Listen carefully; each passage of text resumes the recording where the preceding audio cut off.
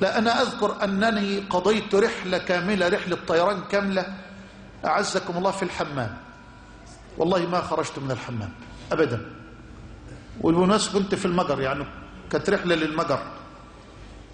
طلعت الطيارة سبحان الله تقريبا أنا المسلم الوحيد اللي على الطيارة، وأول ما الطيارة طلعت خلاص كل الكراسي بلا استثناء فتحت زجاجات الخمر. كان أول مرة في حياتي أشم رائحتها، بول الحمير أنظف منها.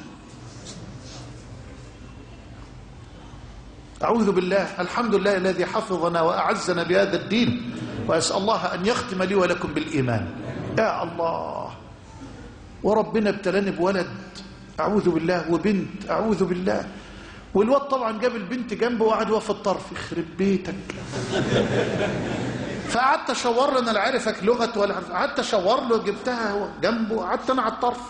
بس طلعت الخمره خلاص بقى، ما انتش طايق، مش قادر خلاص، هترجع بطنك، مش لحم بطنك، هترجع كل حاجه، هتقيء، شيء بشع جدا. قلت والله ما في انظف دلوقتي من الحمام، وقمت قضيت الرحله كامله. بس الحمد لله كان قبل احداث سبتمبر، والا كانت بقت مصيبه. اتهم بتفجير الطياره من داخل الحمام وهتبقى كارثه. على طول تهمه ما فيها شك دي. الراجل وقاعد بيصلي عملوا له تهمه، بيتوضى وصلي بيقول الله اكبر، عملوا له تهمه، قال ده بدي اشاره البدء بالتفجير.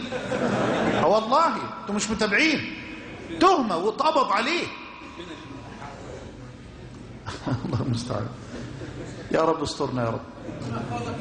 آمين.